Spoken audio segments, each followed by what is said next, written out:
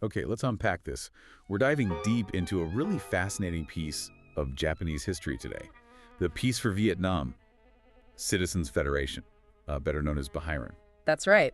And we've got some great source material to work with, a detailed timeline, lists of key people, and a pretty comprehensive look from Japanese Wikipedia covering the group's activities. So our mission, really, is to use these sources to get a handle on the whole story of Beheiren.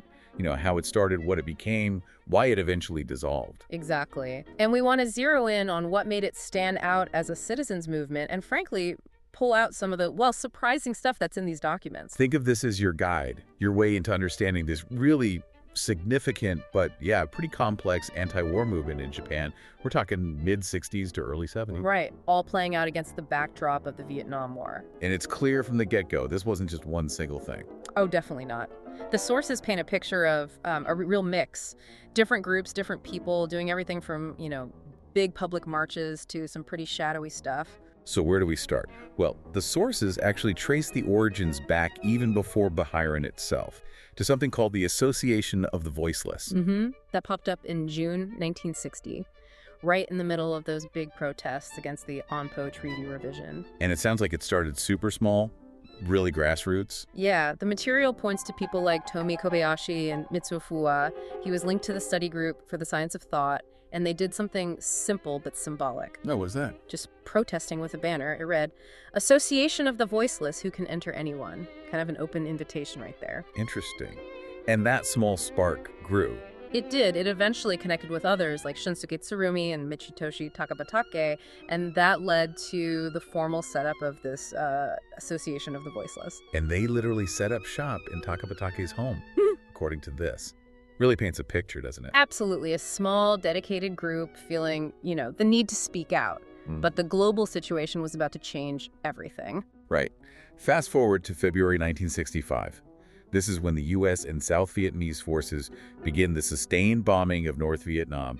Our sources call it the Northern Bombing. Yeah, retaliation for attacks on bases. And the reaction, it was almost instant. Global. Protests just started erupting everywhere. Exactly. And that's the immediate context, this feeling that, well, whatever protest was happening in Japan, it just wasn't big enough for this. Which leads us right to the birth of Beheiren itself. In March 65, Michitoshi Takabatake goes to Shunsuke Tsurumi. And his thinking, apparently, was that the Association of the Voiceless, while important, was just too small, too limited to really challenge the war and Japan's support for the U.S. So what was the big idea? Organize a truly nonpartisan citizen protest, something broader. Tsurumi then pulls in Makoto Oda, the writer. Ah, Oda, a key figure. Definitely. They meet up in Tokyo, start planning this new thing. And they move quickly. By early April 65, you've got 10 different groups meeting. The original Voiceless guys, but also Wadatsumikai, the Christian Peace Association. Laying the groundwork for the first big demonstration. Which they announced just a couple of weeks later, April 15th. Makoto Oda and about 20 others. Right. And the list of initiators is pretty striking. Yeah, lots of cultural figures. Writers like Ken Kaiko, Yoshihara, Kazumi Takahashi, filmmakers too, Yoshida Shinoda. So April 24th, 1965, that's the date. The first demonstration happens in Tokyo. Sources say maybe 1,500 people. Marching under that very simple slogan, Peace for Vietnam. And you see names like Junji Kinoshita, Susumu Hani mentioned as being there. And critically, on that same day, Beheiren is formally established. It sort of grew out of the Association of the Voiceless. Right. Odo becomes the representative, and it was Takabatake, apparently, who came up with the short name, Beheiren. Now, here's something the sources really hammer home as being, well, different about Beheiren. Its structure, or maybe the lack of it. Exactly. No formal rules, no membership lists. It was defined simply by who showed up and took part. Come as you are, leave as you please. That's the phrase they use. Yeah. Oda himself apparently called it a connection between serious groups, political groups, and even his words, phony citizens, whatever that meant. It implies a real openness, maybe even a chaotic mix. Totally. You had your established left-wing groups, unions, student organizations, but also just tons of individuals, students, office workers, housewives. People just motivated by the cause itself, maybe not by any specific ideology. Seems like it. And what's really fascinating, the sources point out it wasn't just leftists. Like who? Well, Kenryo Sato, a former Imperial Army general, he was critical of the U.S., so he got involved. And even Ryumaru Sugiyama, who is linked to the right-wing Jinyosha group, he's listed as an early initiator. Wow. So the anti-war feeling, initially at least, cut across some pretty deep political divides. It seems so. Though Sugiyama's stance apparently changed later on. Okay, so Beheiren gets founded, and they hit the ground running. Absolutely. 2 days later, April 26th, they're joining national rallies in 25 places, organizing a sit-in at the U.S. Embassy, no messing around. And leadership changes happen pretty early, too. Yeah, Kubo steps down, and Yuichi Yoshikawa becomes Secretary General. He had actually been expelled from the Japan Communist Party. You also had members from the Communist Workers' Party, a new left group, getting involved. They seem to have been good at grabbing attention. High-profile stuff. Definitely. Like getting Kenryo Sato, the former general, to speak out against the U.S. at a meeting in August 65. And the newspaper ads were a big deal. Right, Ken Kaiko suggested that. First in the New York Times in November 65. And then that really powerful one in the Washington Post in April 67 with the huge Kill No visual by Taro Okamoto. That must have made waves. You'd think so. And they were building international links, too, hosting famous visitors. Like Sergeant de Beauvoir. Yeah, October 66. They were visiting Japan anyway, but Beheiren hosted a discussion meeting with them. Drew about 1,000 people, apparently, followed by a demo. And Joan Baez, too, in January 67. Held a meeting with her during her tour. Tomoya Takaishi, the Japanese folk singer, performed too. These events really boosted their profile. It seems like the appeal went beyond the usual activist crowd. You mentioned a boys' magazine. Yeah, the sources say it got covered there. And get this, they apparently received donations from police officers and even self-defense force members. Seriously, why? Well, the interpretation in the sources is that maybe these people supported the idea of a moderate, citizen-led anti-war stance, even if they weren't politically aligned with the left wing generally. Interesting. They were connecting with anti-war groups in the U.S. as well. Yeah, building those transatlantic bridges. But okay, as the movement grew, things started to change. Got a bit more intense. Yeah, that seems to be the pattern. Autumn 67, they're protesting Prime Minister Sato's trip to Southeast Asia. And the sources note that as demos got bigger, some people started using more radical tactics. Like what? Like building barricades during the big anti-war day protests on October 21st, 1969. And that had consequences, right? It did. The sources directly link that kind of radical action to the Tokyo authorities banning a planned protest in November 69. That was against Sato's visit to the U.S., a really key moment. So you see the tension there, keeping a broad movement together when tactics start diverging. Exactly, which maybe leads into this next phase, the more secret side of things. Ah, yes, the Deserter Support Network. Right. A core group within Beheiren started, helping U.S. military deserters, conscientious deserters, they called them, get out of Japan, illegally, the sources stress. And this wasn't under the main Beheiren banner? No, it was separate. Operated under the name JTEC, Japan Technical Committee to Aid Anti-War GIs. Ichiyamuto apparently came up with the name. And there was a specific incident that brought this out into the open. Yes, October 17th, 1967. 4 sailors from the aircraft carrier USS Intrepid. They deserted while the ship was in Yokosuka. Michael Lindner, Craig Anderson, Richard Bailey, John Barilla, the Intrepid 4. That's them. And the sources state Beheiren members took them in, sheltered them.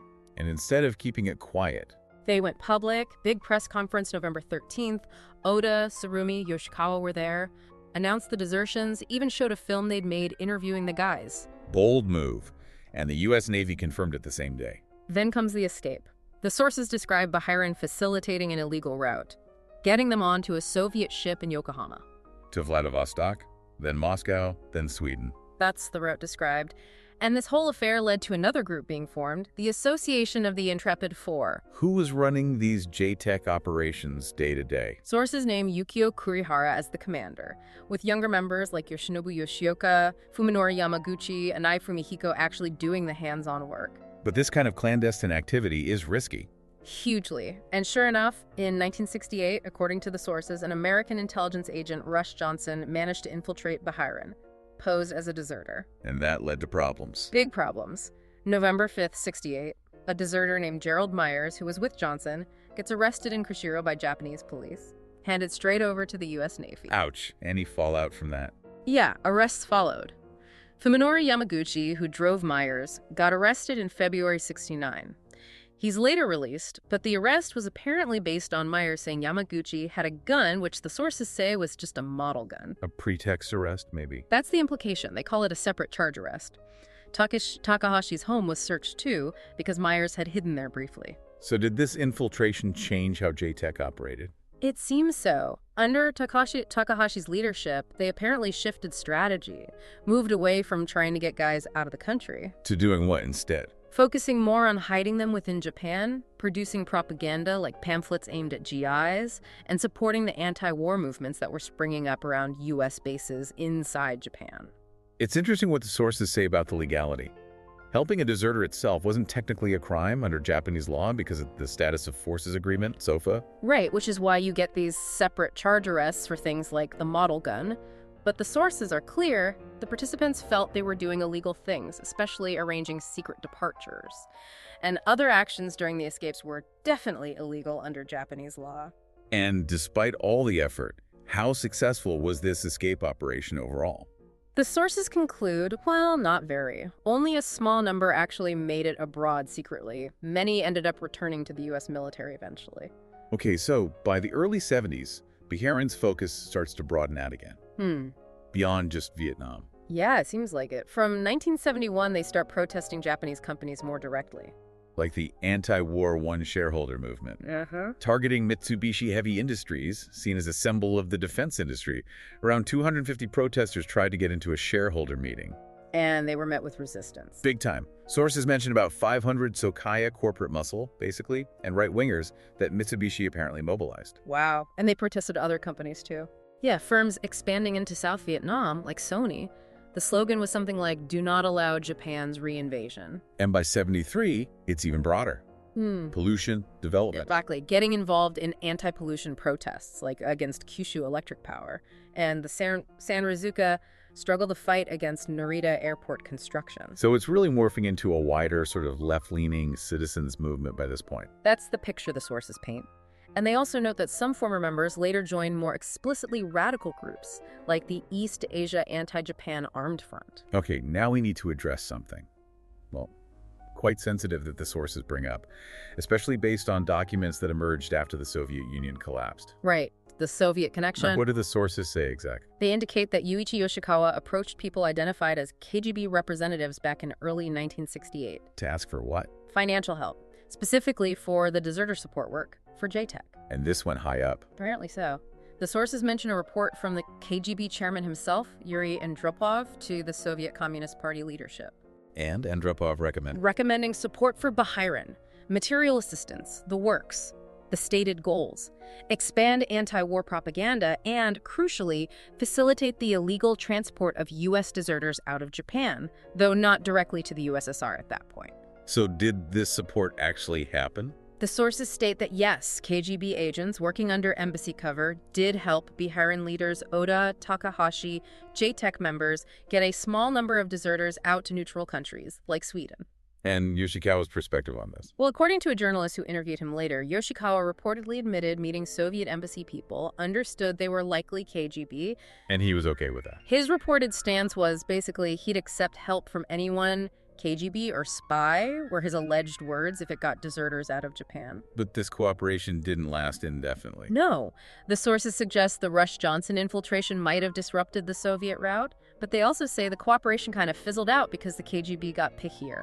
Pickier how? Reportedly only wanting to help soldiers who'd worked in important secret departments, not just any deserter. And did this Soviet connection, or maybe the perception of it, affect Beheiren itself? The sources argue it did.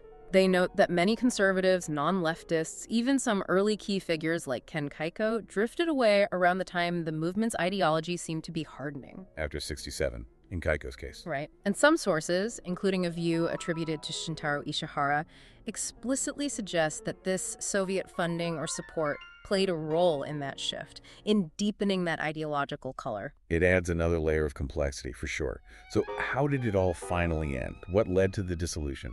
The main trigger, according to all the sources, was the Paris Peace Accords, signed January 27th, 1973, ceasefire in Vietnam. The primary reason for Beheiren's existence was suddenly gone. Pretty much. And as we discussed, public interest in Japan was already moving towards other things anyway, pollution, development issues. The momentum wasn't there anymore for Vietnam protest. So they formally wrapped it up. Yes. January 26, 1974. They held a dissolution meeting. About 600 people attended. Key figures like Yoshikawa, Muto, Tsurumi spoke. And the final act. A final demonstration the next day, January 27th. About 200 people, and that was it. Beheiren's activities concluded.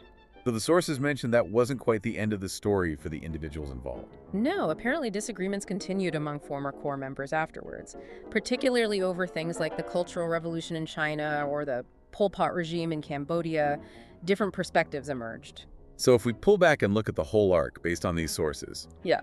you go from this tiny anti-treaty group To this huge, sprawling, incredibly diverse, and yeah, definitely controversial citizens movement focused on Vietnam. and the sources really highlight those unique features, don't they? Yeah. That super open, come-as-you-are structure. The sheer mix of people involved crossing all sorts of lines. That dual nature, the very public protests on one hand, and the secret illegal deserter aid on the other. And then this whole complicated layer of the alleged Soviet connection revealed later. So maybe some key takeaways for you, the listener.